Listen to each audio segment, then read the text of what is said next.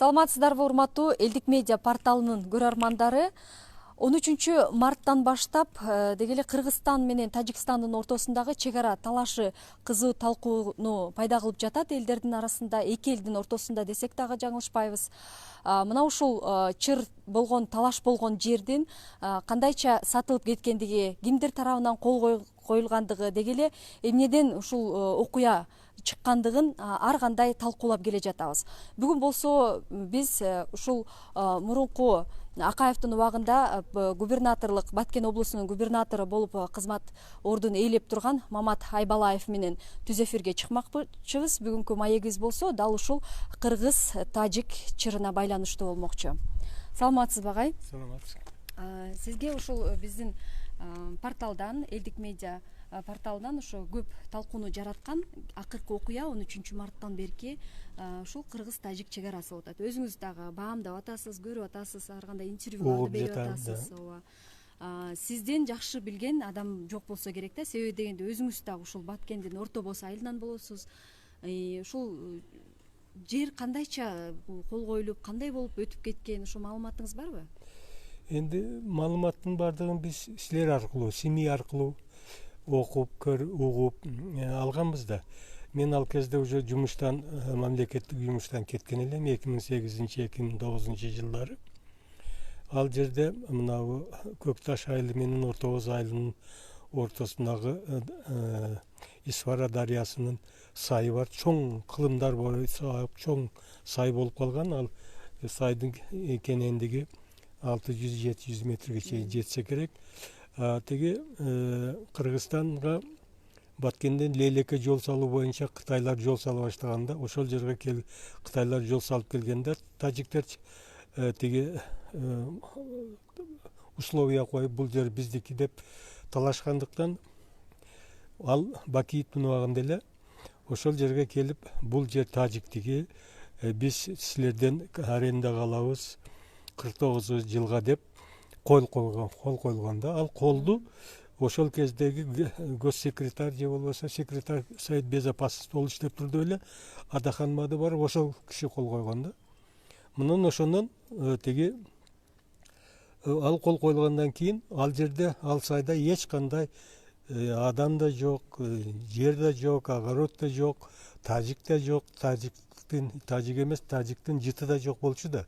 Анан ал кол коюлгандан кийин ошо сай тиги Мачай деген айылдан анан тиги чаркууга карап үйлөр салынып, огороддор освоить этип, сайдын ичи толугу менен өздөштүрүлүп кетти тажик тараптан.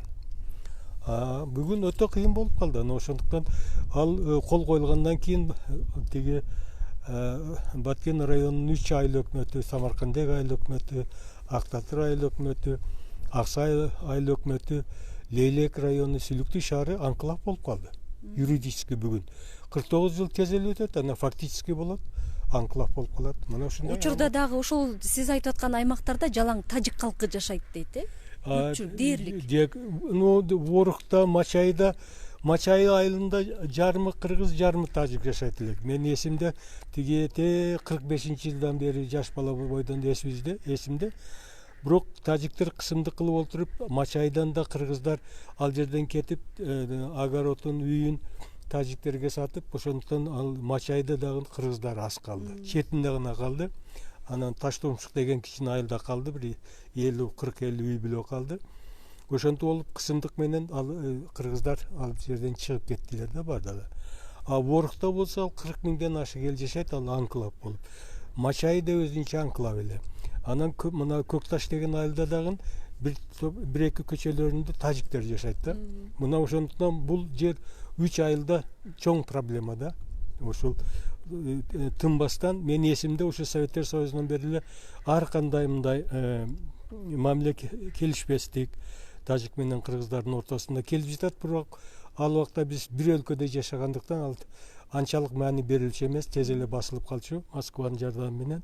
Бүгүн эгемендүүлүктү алгандан кийин бул абдан чыр оор маселеге айланып бара жатат да. Ушул окуяга улай эле ар кандай саясатчылардын да пикири болуп атат, саясий серепчилердин да өз пикири дегендей ар ким ар кандай айтып атат да, буга ким күнөөлүү. Кээ бирөө айтат бул жон гана кокустук болсо керек, же кээ бирөө айтат ошол кол чындап эле коюлган деп. Сиздин жеке пикириңиз кандай? Бул күнөөлүү да же теги Бакиев күнөөлүү ошол убакта өлкөнүн башында турган. Ошол убактагы премьер-министр азыр мен эстей албай жатам. Мына кол койгон Атахан Мады барып күнөөлүү эмне үчүн кол коет ага? Алга ким тапшырма президент тапшырма берсе барып эле кул бекен барып эле кол койгонуна түшүндүрүп айтыш керек да. Талаш жер болбойт. Мынтип олтурсак биз Кыргызстанды берип коебуз. Мына Узун Кушкет Такаев берип койду. Мына экөөбүз тиги Каркыраны берип койдук деп айтыш керек да. Анан кийин ушундай бул абдан кыргыз элине, кыргыз мамлекетке кылган жаман иш деп мен эсептеймин. Ошол эле учурда Мадумаров биздин элдик медиа сайтына да интервьюсун берди. Ал айтып жатат, эч кандай бул тажик тарапка өткөн эмес, бул жер өзүбүздүкү, Кыргызстандыкы деп атат да. Анан сиз кандай ойлойсуз? Ушу өзүбүздүкү болсо, өзүбүзгө аренда ижарага берген болуп калабызбы? Өзүбүздүк болсо эмне ал жерде тажиктер тосуп турат? Эмне үчүн анда биздин машиналар Лейлекке өтө албайт, Күчүлүктүгө өтө албайт, Самаркандек ортобуз өтө албайт, 5-6 күндөн бери эмне үчүн өтө албайт? Биздики болсо. Кол коюлган документ бар тажиктердин колунда. Мына ошондуктан алар ошол документтердин негизинде теги өздөрүнүн теги условиясын орусча айтканда коюп жатат. Ошол кезде кол койгон адамдар, сиз жогоруда ошо белгилеп кеткен адамдар негизи кандай жоопкерчилик тартыш керек деп ойлойсуз бул учурда? Муну теги юридикалык жагынан караш керек да. Бул абдан оор иш. Кыргыз мамлекетинин, кыргыз элинин кызыкчылыгына каршы келген жумуш. Лейлек району, Баткен районунда жашаган элибиздин, Сүлүктүдө жашаган элибиздин каргышы бул жаман да. Көрөсүңөр, биз көптөгөн жылдар, кылымдар бою бирге жашап келген эл элек. Кокон хандыгында ага чейин, Царский Россияда, анан Советтер Союзунда 74 жылга чейин жакын бирге жашап келдик. Мына эгемендүүлүктө 29-30 жыл чыктык. Баленин баардыгы башталды. Ушундан бери тынбай чыр-чатак келип жатат. Өзгөчө Баткен районунда, анан Лейлек районунда да. Себеби биз Баткен, Лейлек райондору 9 Ленинабад областынын 9 райондору менен чектешет да. Ленинабад районунда менин билишиме караганда 4 миллиондон ашык эл жашайт тажиктер. Бизде Баткен районунда Кадамжайды кошкондо 450 миңге жакын эл жашайт. Учурда ушул Баткен эли менен аркы чектешип турган тажик элинин мамилеси кандай дегиле жалпы? Жалпы мамилеси, элдин мамилеси бири-бирине ар түрдүү да. Ошол ар түрдүү. Себеби Советтер Союзу убагында Кыргызстандын территориясы Баткенде, Самаркандекте базар жок эле. Биз Чарку, Исфара ушу базарына барат элек да. Кийин эгемендүү болуп кеткенден кийин анан Баткенде базар пайда болду, анан Самаркандекке базар болду, анан ошондо бөлүндүк да. Сиз эми саясатчысыз да, мындай алганда губернаторлук кесипти дагы аркалап келдиңиз. Деги эле мындай маселени эми мындан аркы жолу кандай чечилиш керек деп ойлойсуз, сиздин пикириңиз? Бул теги сүйлөшүү жолдору менен, дипломатиялык жолдор менен. Тажик жагы да түшүнөт да. Себеби бирге жашап келген элбиз. Мынагы дүйнө жүзүндө болуп жаткан окуяларды көрүп турасыңар. Афганистандагы, Сириядагы, Ирактагы, Ливиядагы, мына азыр Украинада болуп жаткан окуяларды карап тургула. Эгерде бул маселеге маани берип, аракет кылып, теги тажик элинин жетекчилери менен тыгыз сүйлөшүп, тынбай сүйлөшүп, жолун таап, издеп, анан маселени чечпесе, бул маселе оордой берет да. Антпесек биз оор абалга келип калышыбыз мүмкүн да. Мына мен айткан жанагы дүйнө жүзүндө болуп жаткан окуялар пример. Кимдир бирөө жооп бериш керекпи? Баягы коюлган. Сөзсүз жооп бериш керек. Сөзсүз алар жооп бериш керек. Бул эң оор эме да, эң оор окуялардан да эң оор окуялардан кылмыш десек да болот. кылмышта да эң оор кылмышта буга маани бербей законубузда жазылып калган эмесмин, мен юрист эмесмин, жакшы толугу менен билбеймин. Бул эң оор кылмыштын бири да, жерди берип коюш, жерди сатып жибериш. Мына ошондуктан Акаев дагы, Бакиев дагы ошо жерди бергендер сөзсүз жооп бериш керек. Азыркы саясатчылар деле жүрөт Арасында алар кошумча болуп алар тегерегинде Акаевдин, Бакиевдин тегерегинде Ошол жүгүрүп кезде жүргөндөр мисалы да. 20 адамдын курамында турган делегация барып кол койгон экен да. Жооп бериш керек. Башында жооп Бардыгы жооп бериш керек. Ушулар сөзсүз жооп бериш керек. Эмесе историяда булардын аттары абдан жаман болуп калат. Себеби кыргыз элинин жерин саткан, кыргыз жерин берген. Кыйынмын, укмушмун дегениң менен сага бир тыйын сенин мына кылган жумушуң. Укмушсуң.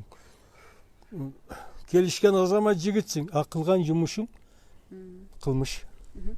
Президенттин, ошол эле премьер-министрдин же спикердин уруксаты жок эле андан кийинки коопсуздук кеңешинин катчысы макулдугун берип кол коюуга укугу бар беле сиздин оюңуз? Энди укугу менин оюмча жок эле да андайга барышка. Бул менин оюм, менин тиги орусча айтканда предположением.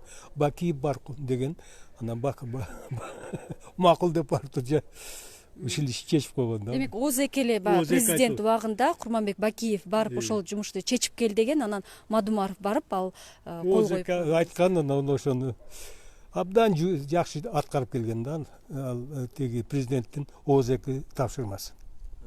Анан дайыр суроо болуп атат. Мисалы өзүңүз дагы облуста башчы болуп турдуңуз, анан сиздин убакта деле ушундай бир муну жасайлы деген эмелер болду беле? Муну жашыруун жасап коелу деген сыяктуу. жерлерди бөлүштүрүү же сатуу же жанды. Жок, мен андайлар болгон эмес. Андайларга мен жол бербейт элем. Мен башында чыккан. Жок, мен айткан, тиги Баткен областынын 1 сантиметр жер эч кимге, өзбектерге, тажиктерге бербейт деп. Бүгүн мен ал сөзүмдү ревизия кылып карасам, бүгүн алыбыз начар. Консенсуска барып бере турган жерден кыргыздын кызыкчылыгын, кыргыз мамлекетинин кызыкчылыгын эсепке алып, уступкага барып келген жерде консенсуска барып чек ара маселесин тезирээк чечсек жакшы болот деген мен ойдомун. Рахмат сизге, агай. Сизге да рахмат. Элдик медиа порталынын түз эфири болду. Бүгүн бизде Маекте болсо, ушул 99-жылдан баштап 2003-жылга чейин Баткен облусунун губернатору болуп турган Мамат Айбалаев түз эфирде болду. Эмки биз менен жолугушканча саламатта калыңыздар.